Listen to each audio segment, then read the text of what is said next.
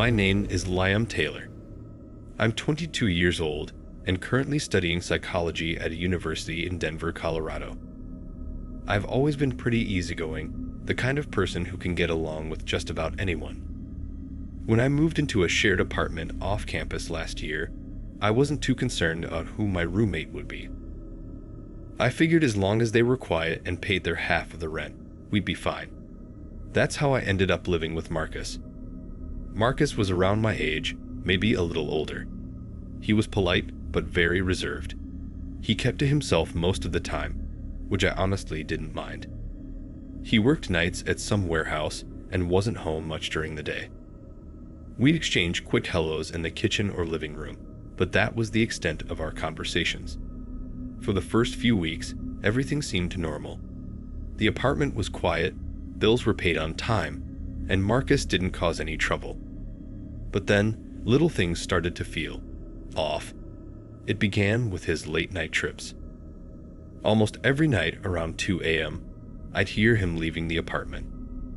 At first, I thought he was going to work, but his shifts didn't start until later. He'd come back hours later, usually carrying a heavy duffel bag. I told myself it wasn't my business, but it was weird. Then there was the freezer. We had a standard refrigerator with a freezer on top. And I noticed Marcus had installed a small padlock on his section. It struck me as odd, but again, I didn't want to pry. The thing that really bothered me, though, was the smell. It started faint, like something spoiled, but it got worse over time. Every time I opened the fridge, it hit me, a sharp, metallic odor that made me gag. I cleaned out my part of the fridge, thinking maybe I'd left something in there too long, but the smell persisted. It was definitely coming from Marcus's padlocked freezer compartment. I tried to ignore it, but the smell started invading the rest of the kitchen. My friends noticed it when they came over, joking about how I needed to clean more. I laughed it off, but inside, I felt embarrassed and uneasy. One night, curiosity got the better of me. Marcus was at work, and I couldn't take the smell anymore. I grabbed a small screwdriver from my desk and managed to pop the lock open. Inside, there were several plastic bags, tightly sealed. The contents looked like raw meat, but something about it didn't sit right. The color, the texture, it wasn't normal. I felt sick just looking at it.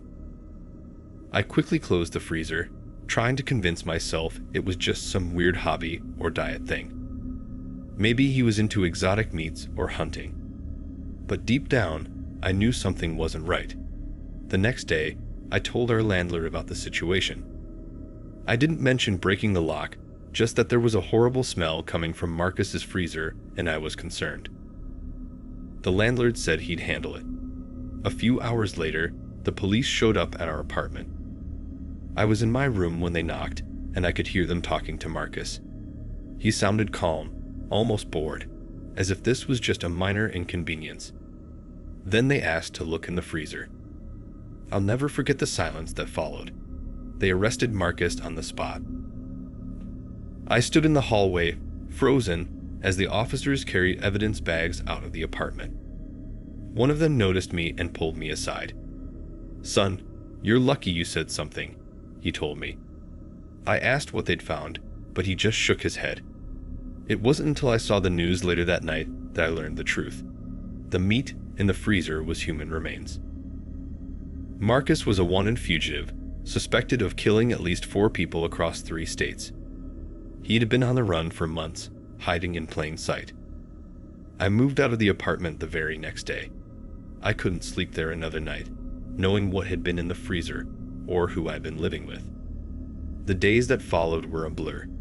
Every time I walked into my new place, I felt paranoid, constantly checking over my shoulder and locking every door and window. I kept replaying our interactions in my head, looking for signs I might have missed. How did I not realize something was wrong sooner? Even now, I can't shake the thought of how close I was to danger. Marcus wasn't just my roommate. He was a murderer, someone capable of the unthinkable. The fact that I shared a space with him, ate in the same kitchen, and slept just a few feet away still makes my skin crawl. I've since learned to trust my gut. When something feels wrong, it usually is. And sometimes, the people we think we know are hiding the darkest secrets. If I hadn't acted, who knows what could have happened. The thought of what Marcus might have been capable of still keeps me awake at night.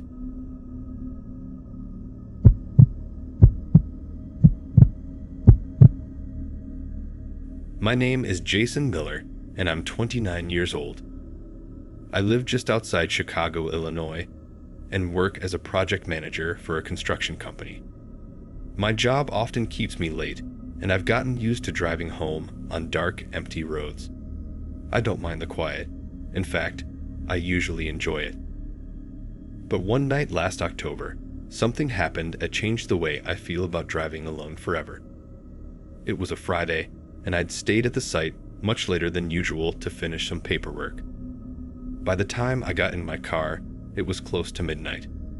The drive home was about an hour, mostly along a rural highway with few streetlights and barely any traffic at that hour. I turned on the radio to keep myself awake and tried to shake off the exhaustion. About halfway home, I saw a figure standing on the shoulder of the road, waving me down. The man looked to be in his 40s, wearing a dirty jacket and jeans. His car was parked a few feet away with its hazard lights blinking.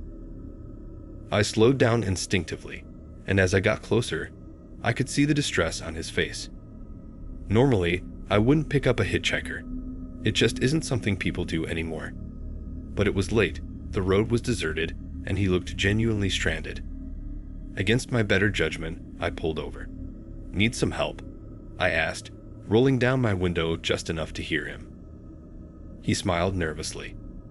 "Yeah, my car died, and I've got no way to get home. Could you give me a ride into town?"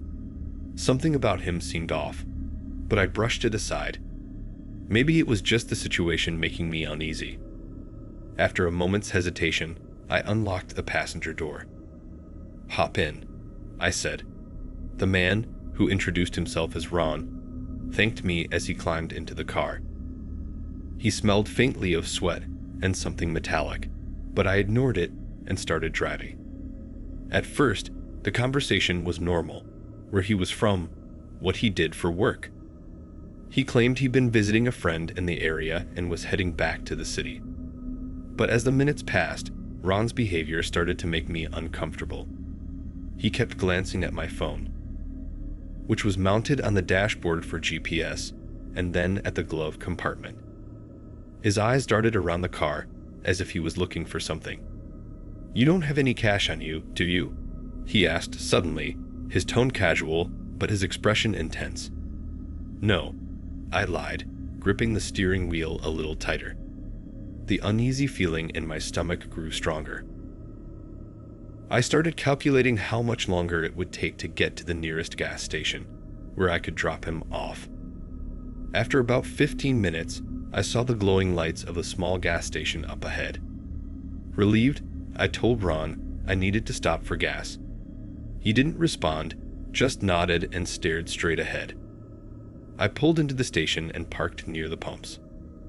As I reached for my wallet, I felt a sudden movement beside me. I turned to see Ron pulling a knife from his jacket. "Give me the keys," he said quietly, his voice cold and steady. My heart was pounding so hard I could barely think. For a split second, I froze, unsure of what to do. Then instinct took over.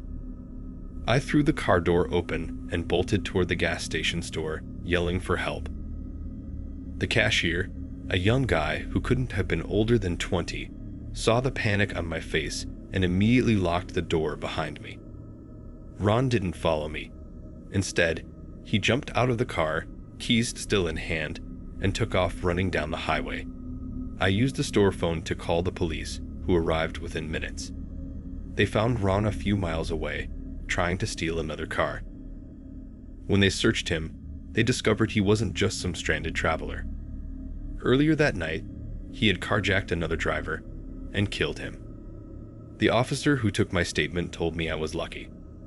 If I hadn't trusted my instincts and acted quickly, There was no telling what Ron might have done. I didn't sleep much that night. The image of him sitting in my car, staring at my phone, the knife in his hand, it all replayed in my mind over and over. I kept thinking about how close I came to being another victim, another name on the news. Since then, I've been more cautious about who I trust. That night taught me a lesson I'll never forget. Sometimes, being too kind can put you in danger.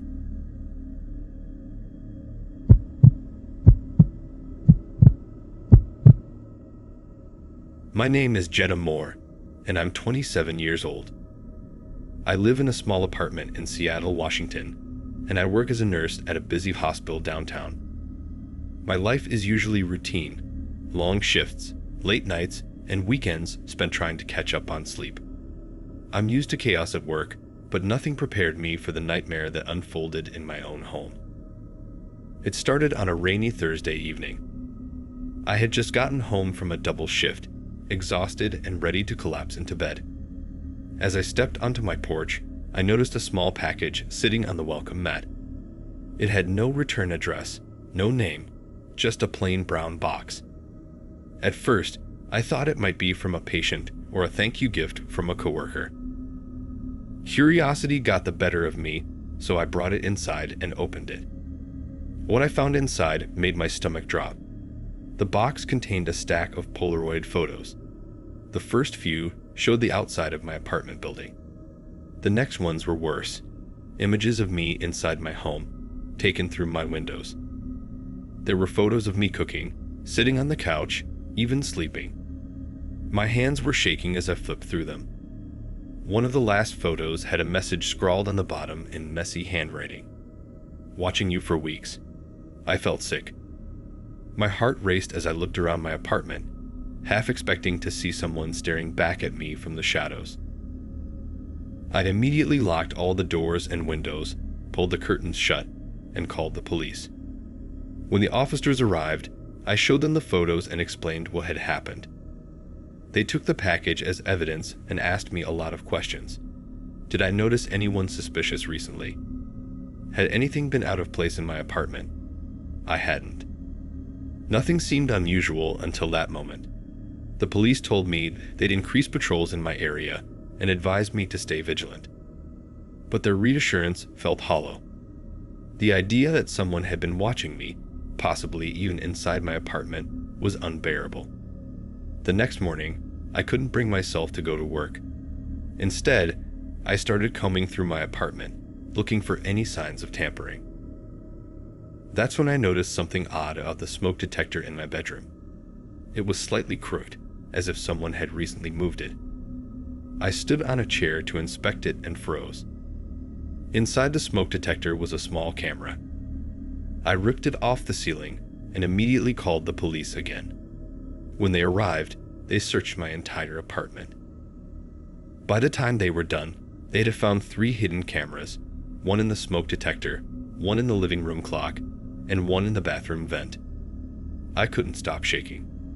Someone had been watching me in my most private moments, and I had no idea for how long. The police assured me they'd do everything they could to find the person responsible.